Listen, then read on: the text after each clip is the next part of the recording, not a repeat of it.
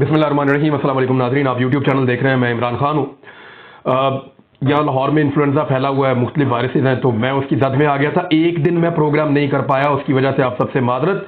ये वीलॉग नहीं है, ये ऑपरेशन और पोस्टमार्टम है जो मैं करने जा रहा हूँ। ज़रा थोड़ा सा गौर कीजिए। सबसे पहले तो मैं आपको बताऊँ कि बाप बेटा बाइज्जत बरी हो गए हैं। बाइज्जत का लफ्ज़ वैसे इजाफी है, यहाँ पे खाली बरी हो गए हैं। और पाकिस्तान के निज़ाम इंसाफ का पाकिस्तान के अवाम के मुंह के ऊपर एक जोरदार तमाचा है, और कुछ नहीं है। इस केस को बड़ी मेहनत से तैयार किया गया था। इस केस के ऊपर एजेंसीज ने और इन्वेस्टिगेशन करने वालों ने दिन रात एक किया था, और इसमें वो शवाहिद निकाल लिए थे कि जिसके बाद इस खानदान का बचना मुमकिन नहीं था। लेकिन वो लाडले थे जिनके ऊपर फर्द जुर्म आयद होनी थी, वो वजीर आजम और वजीर आला बने, उन्होंने मौजें लूटी, और अब उनके केसेस भी खत्म हो गए। यानी फर्द जुर्म आयद होने की बजाय, उनकी गिरफ्तारियां होने की बजाय, ये 16 अरब रुपया रिकवर होने की बजाय बाइज्जत बरी हो गए। ये है पाकिस्तान में निज़ाम इंसाफ, और निज़ाम इंसाफ का एक तमाचा एक आम पाकिस्तानी के मुंह के ऊपर। जरा देखें हाई कोर्ट क्या कह रही है, जरा हाई कोर्ट को देखें। हाई कोर्ट ने क्या कहा। ये जस्टिस जनाब असजद खुराल साहब, इन्होंने जब जमानत मनसूख की थी इसी मामले में, जब शरीफ खानदान चला गया था अदालत में, तो उसमें 14 सफ़ों का एक फैसला लिखा था, और उसके जो अहम पॉइंट्स हैं मैं आपको बता देता हूं। हमजा शहबाज को असल मुलजिम के तौर पर बेनामी जाहिर किया गया था, और अदालती इस्तफसार के ऊपर उन्होंने केस के मेरिट पर एक लफ्ज भी नहीं बोला। यानी ये केस के ऊपर तो बात ही नहीं करते थे, टेक्निकल चीजों पे भागते थे। बार बार कभी कमर दर्द, कभी पेट दर्द, कभी कोरोना हो गया, कभी ये हो गया, कभी वो हो गया, मैं नहीं आता, मैं जा रहा हूं, ये चलता रहा है। दरख्वास्त गुजार के अहले खाना के पास दरख्वास्त गुजार की कमाई हुई रकम के अलावा कोई आमदन का जरिया नहीं था, और उन्होंने जाली टीटी के जरिए अपने जाली अकाउंट में भारी रकूम मुंतकिल की थी। यह हाईकोर्ट कह रहा है। और अभी जहां से इनको बाइज्जत बरी हुआ है खानदान, वो हाईकोर्ट नहीं है, वो ट्राई कोर्ट है। और आगे एक और पॉइंट, सारी रकम दर हकीकत दरख्वास्त गुजार की कमाई और मलकियत थी, और वो तवील मुद्दत तक खानदान के सरबराह और अवामी ओहदेदार होने की जिम्मेदारी से बच नहीं सकता, यह हाईकोर्ट ने कहा था। जहां यह बताना जरूरी है कि यह मुनज़्ज़म जराइम की क्लासिकल मिसाल होने के नाते मोहम्मद मुश्ताक, यासिर मुश्ताक, शाहिद रफीक और आफ्ताब महमूद, इन्होंने बाकायदा वादा माफ गवाह बनने की इन्होंने दरखास्त की थी, जिसको कबूल किया गया था। और इन्होंने बताया कि हम हिस्सेदार थे इस सारे अमल के अंदर, और फिर इन्होंने अपने बयानात रिकॉर्ड करवाए थे, और वो इस सारे अमल में एक आला के तौर पर इस्तेमाल हो रहे थे। यह दरखास्त गुजार की जानिब से जबरदस्ती दलील दी गई कि हासिल करदा और हासिल किए गए तमाम असासे उसके सालाना इनकम टैक्स रिटर्न और एफपीआर के दीगर दस्तावेजात में दिखाए गए हैं, और अगर टैक्स रिटर्न में कोई रकम या असासे मुख्तलिफ थे तो इस पर सिर्फ एफबीआर वाहिद अदारा जो पूछ सकता है। ये उस वक्त भी बहाने कर रहे थे, और यह बाकायदा जज साहब ने मेंशन कर दिया था। असासों की छानबीन करने का, इस मामले पर सवाल उठाने का इख्तियार नैब को नहीं होता। यानी नैब के खिलाफ भी जा रहे थे, एफआईए के खिलाफ भी जा रहे थे। फिर यह कहा गया कि 28/9/2020 को दरखास्त गुजार को इस मामले में गिरफ्तार किया गया था, और तफ्तीश के दौरान वो इस केस में पूरी तरह मुलव्विस पाया गया था। इस्तगासा के गवाहों के 161 सेक्शन 161 के तहत उन्होंने जो बयानात जमा करवाए थे, कानून के मुताबिक अपने बयानात में दरखास्त गुजार को इस केस में पूरी तरह मुलव्विस करार दे रहे थे। यह हाईकोर्ट कह रहा है, कोई और नहीं कह रहा। दरखास्त गुजार की जानिब से अपने खानदान के अफराद के नाम पर जाली और जाली टीटी के जरिए अपने बैंक अकाउंट और दीगर बेनामी दारों के नाम पर हासिल किए गए असासे, जो कि नैब हुकाम की जानिब से इसकी आमदन के मालूम जराए से गैर मुतनासिब पाए गए हैं, मुल्क की बदनामी का बाइस बना। यह कहना काफी है कि दरखास्त गुजार को मुबैयना जुर्म से जोड़ने के लिए काफी मुजरिमाना मवाद रिकॉर्ड पर मौजूद है। हाईकोर्ट कह रहा है कि इतना मवाद मौजूद है कि मुजरिमाना तौर पर इसको जुर्म के तौर पर देखा जाए और यहां पर जोड़ा जाए, और इस तरह वो इस रिलीफ का हकदार नहीं है जिसका वो दावा कर रहा है। और भी बहुत कुछ लिखा था, लेकिन अब जरा आप नया फैसला समाअत फरमाइए। शहबाज शरीफ और हमजा शहबाज के खिलाफ मनी लॉन्ड्रिंग का कोई सबूत मौजूद नहीं है। तफसीलात के मुताबिक स्पेशल जज सेंट्रल ने मनी लॉन्ड्रिंग केस में शहबाज शरीफ और हमजा शहबाज की बरीयत का तहरीरी फैसला जारी कर दिया, और 38 सफात पर मुश्तमिल फैसला जारी किया गया। फैसले में करार दिया गया है कि मनी लॉन्ड्रिंग के इल्जामात का कोई दस्तावेजी सबूत मौजूद नहीं है। कोई सबूत नहीं कि शहबाज शरीफ या हमजा शहबाज ने मुबैयना बेनामी अकाउंट से बराह रास्त रकूम निकलवाई या जमा करवाई। तहरीरी फैसले में कहा गया कि शहबाज, यानी जो भी पैसा इनके जाती मुलाजमीन के अकाउंटों में आता रहा या वहां से निकलता रहा और जिसके ये बेनिफिशियरी बनते रहे, उससे इनका कोई ताल्लुक नहीं है। अब वो कोई जिन भूत थे या कोई खलाई मखलूक थी जिन्होंने उन अकाउंटों में इधर पैसा डाला भी और निकाल भी लिया, और ये खानदान बेगुनाह है। यानी मेरे ड्राइवर के अकाउंट में अचानक 10 अरब रुपए आए और वो निकल जाए तो उसके लिए मैं जिम्मेदारी नहीं हूं, हालांकि उस पैसे से मैं बेनिफिशियरी हूं उसका, और वो बेचारे की 25-30 हजार 40 हजार रुपए तनख्वाह होगी, इससे ज्यादा तो नहीं होगी। तो ये शरीफ खानदान के लिए अब एक गुंजाइश निकली है, और ये कहा गया कि उस वक्त के वजीर आला की रिहाइश गाह पर कैश बॉय भारी रकूम पहुंचाते थे, जबकि चालान के मुताबिक पुलिस की सिक्योरिटी में रकम पहुंचाई जाती थी। इस हवाले से भी कोई सबूत है ना, किसी पुलिस अफसर का बयान रिकॉर्ड किया गया है। बहरहाल जिसकी लाठी उसकी भैंस, आजकल एनआरओ का रुख इस तरफ है तो सारा कुछ इस तरफ है। अब जरा थोड़ी सी तफसील आपके सामने मैं एक चीज की रख देता हूं। ये मुलाजमीन है और जरा गौर से देखिए क्या हो रहा है। मलिक मकसूद चपड़ासी है, 25,000 रुपए तनख्वाह है, अकाउंट के अंदर आता है 3 अरब 74 करोड़ रुपए। मोहम्मद असलम कैशियर है, 10,000 रुपए तनख्वाह है, 1 अरब 78 करोड़ रुपए इसके अकाउंट में। अजहर अब्बास क्लर्क है चौधरी शुगर मिल्स का, 9,000 रुपए तनख्वाह है, 1 अरब 67 हजार रुपए इसके अकाउंट में आता है। गुलाम शब्बीर कुरैशी स्टोर कीपर है, 10,600 रुपए तनख्वाह है, 1 अरब 54 करोड़ रुपए इसके अकाउंट में आता है। खिजर हयात नजर चपड़ासी है, 12,800 रुपए तनख्वाह है, 1 अरब 28 करोड़ रुपए इसके अकाउंट में आता है। इकरार हुसैन क्लर्क है, 13,000 रुपए तनख्वाह है, 1 अरब 18 करोड़ रुपए इसके अकाउंट में आता है। मोहम्मद अनवर असिस्टेंट है, 15,000 रुपए तनख्वाह है, 88 करोड़ रुपए इसके अकाउंट में आता है। मोहम्मद यासीन गोदाम क्लर्क है, 31,000 रुपए तनख्वाह है, 71 करोड़ रुपए इसके अकाउंट में आते हैं। और इसी तरह करोड़ों रुपए दीगर लोग यानी मोहम्मद यासीन, तौकीरुद्दीन, जफर इकबाल अंजुम, तनवीरुल हक, काशिफ मजीद, मसरूर अनवर, यानी कुल 14 मुलाजमीन के अकाउंटों में जो 28 बेनामी अकाउंट्स बनाए गए थे, उनमें कुल जो रकम आती है वो आती है 16 अरब रुपए। यह पाकिस्तान की तारीख का एक क्रिस्टल क्लियर केस था, जिसमें शहबाज शरीफ और हमजा शहबाज दोनों को बाइज्जत बरी कर दिया गया है, और सलमान शहबाज इसी केस के अंदर मफरूर इश्तिहारी अभी तक वापस नहीं आ रहा।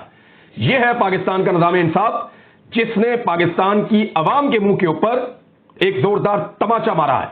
और इसके ऊपर प्रोटेस्ट कर रहे थे आदम सवाती साहब। आदम सवाती साहब जनाब सेनेटर हैं, उसी तरह जैसे इसहाक डार एक सेनेटर हैं। कुछ अर्सा पहले जनरल कमर जावेद बाजवा के बारे में मियां नवाज शरीफ साहब ने संगीन इल्जामात लगाए। उसके बाद जनरल कमर जावेद बाजवा साहब जो आर्मी चीफ है पाकिस्तान के, उनके बारे में इसहाक डार साहब ने भी संगीन तरीन इल्जामात लगाए। इसी तरह एक इल्जाम लगाया जनरल कमर जावेद बाजवा साहब के बारे में आदम सवाती साहब ने। आदम सवाती साहब ने यह जो NRO 2 हो रहा है, इसमें जनरल बाजवा साहब को मौरद इल्जाम ठहराया।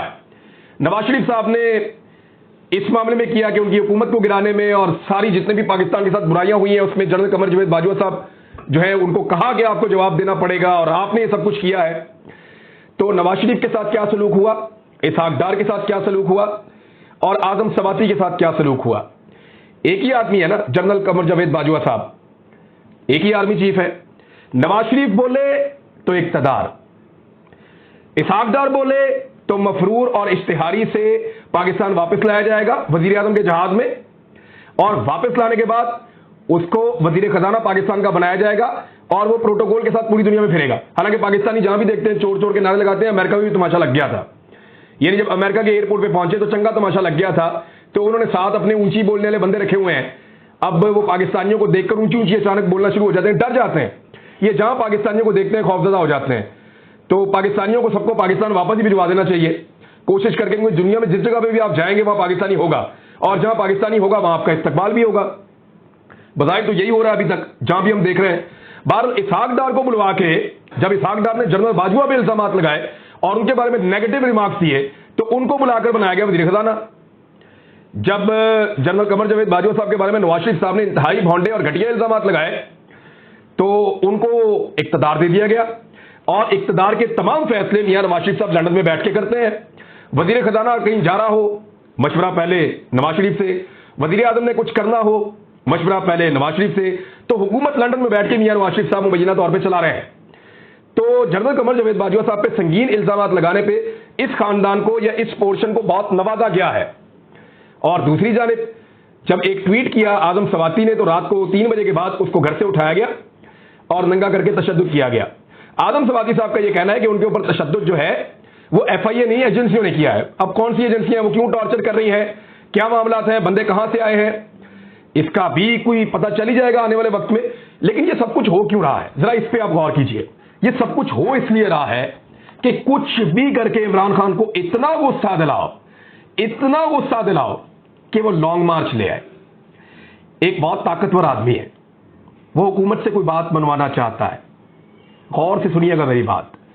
एक बहुत ताकतवर आदमी है, वो हुकूमत से अपनी एक बात मनवाना चाहता है।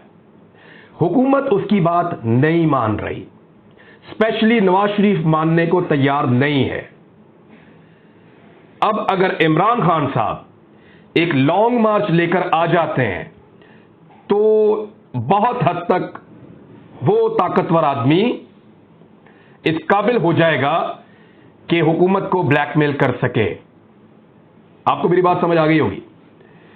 यानी ये हुकूमत जो है वो शायद नहीं चाहती कि इमरान खान लॉन्ग मार्च लेकर आए, या कुछ लोग हुकूमत की ये सोच रहे हैं तसादुम ही हो जाए, तसादुम के नतीजे में हमारी हुकूमत जाएगी, हम रोला डाल देंगे, हम तो पाकिस्तान को संभाल रहे थे, इमरान खान ने आगे संभालने नहीं दिया। लेकिन इमरान खान अगर अभी लॉन्ग मार्च लेकर आते हैं तो उनको बहुत कैलकुलेशन करके चलना पड़ेगा, बहुत कैलकुलेशन करके इसलिए चलना पड़ेगा कि यह ना हो कि कहीं इमरान खान साहब के लॉन्ग मार्च का फायदा को तीसरी कुव्वत उठा ले और वो जो चाहते हैं वो हो जाए और इमरान खान साहब प्लेट में रख के उनको वो सारा कुछ दे दें और हुकूमत जो बात नहीं मान रही हुकूमत को भी माननी पड़ जाए। बहुत मुमकिन है। अब इससे ज्यादा अगर मैं बोलूंगा तो समझ तो आपको वैसे ही आ गई, तो बोलने की जरूरत भी नहीं है। तो नाज़रीन, इमरान खान साहब लॉन्ग मार्च अभी तक क्यों नहीं लेकर आ रहे, सिर्फ वो पब्लिक को मोटिवेट कर रहे हैं। वो इसीलिए नहीं लेकर आ रहे कि उनकी कैलकुलेशन अभी मुकम्मल नहीं हुई, तैयारी मुकम्मल है, पब्लिक भी तैयार है, लोग तुले हुए हैं, बल्कि लोग अब गुस्सा कर रहे हैं कि इमरान खान फाइनल कॉल क्यों नहीं दे रहे। लेकिन वो फाइनल कॉल तब तक नहीं देंगे जब तक कि हर चीज पे उनकी असेसमेंट मुकम्मल नहीं हो जाएगी, क्योंकि लॉन्ग मार्च में इलेक्शन लेना इमरान खान साहब का एक टारगेट है। और अगर इस लॉन्ग मार्च में इलेक्शन इमरान खान साहब को ना मिले और किसी और को कुछ और मिल जाए तो फिर तो इमरान खान साहब को लॉन्ग मार्च नहीं करना चाहिए। लिहाजा वो अपनी असेसमेंट जो है वो पूरी कर रहे हैं। दूसरी जानिब जो इलेक्शन होने जा रहे हैं उनके ऊपर अब सबकी नजरें हैं। 16 अक्टूबर को, 16 अक्टूबर के इलेक्शन के ऊपर सबकी नजरें हैं और इमरान खान साहब को हराने के लिए अब बंदोबस्त किया जा रहा है। कम से कम 3 हलकों में पूरी कोशिश की जाएगी कि इमरान खान साहब को हराया जाए और ज्यादा से ज्यादा 5 हलकों में। एक हलका कराची में धांधली करने का मंसूबा बनाया गया है कि हर हाल में कराची की इस नशिस्त को निकालना है और हर हाल में पाकिस्तान तहरीक इंसाफ को वहां पे हराना है और इसके लिए पूरा का पूरा धांधला प्लान किया गया है। दूसरा, खैबर पख्तूनख्वा के एक हलके में इमरान खान साहब को हराने का मंसूबा बनाया गया है और प्रोबेबली ये 4 सद्दा वाला हलका है।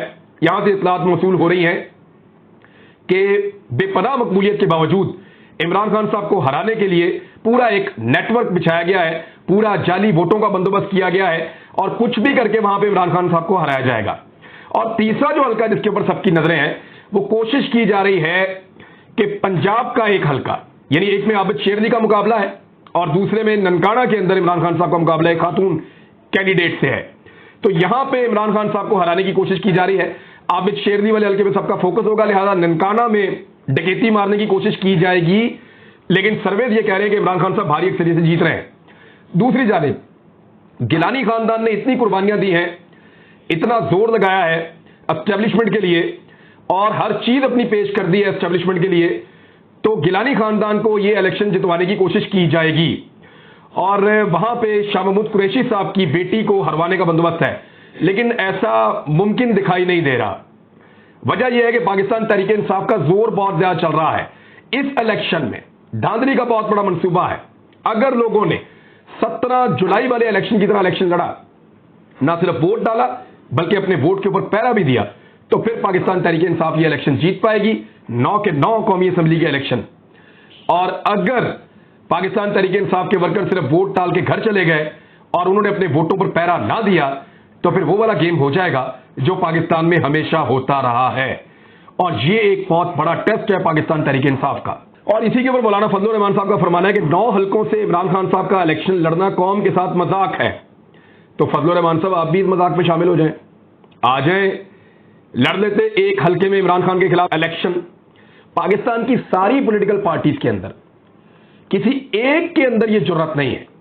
कोई एक ऐसा मर्द का बच्चा नहीं निकला जो लीडर खुद आता और इमरान खान के मुकाबले में इलेक्शन लड़ता। आप देख ले, पीपल्स पार्टी का कोई लीडरशिप नहीं आई। आप देख ले, पीएमएलएन की कोई लीडरशिप नहीं आई। आप देख ले, फजलुर रहमान साहब नहीं आए। आप देख ले, असफंद यार वली नहीं आए। आप देख ले, किसी एक पॉलिटिकल पार्टी का लीडर खुद इलेक्शन लड़ने इमरान खान के मुकाबले में नहीं आया, क्योंकि वो जानते हैं कि पब्लिक उनसे नाराज है और पब्लिक ये कब्जा छुड़वा लेगी, उनको ये लगता है, और ऐसा बहुत करीब आता चला जा रहा है। फ्रस्ट्रेशन और गुस्सा वो ये बता रहा है कि साहब गेम आपके हाथ से निकल रही है। जितना मर्जी गुस्सा कीजिए, वैसे इतना गुस्सा तो परवेज मुशर्रफ को भी नहीं आता था जितना गुस्सा आपको आता है। अब तक के लिए इतना ही। अपना ख्याल रखिएगा, अपने चैनल का भी। अल्लाह हाफिज।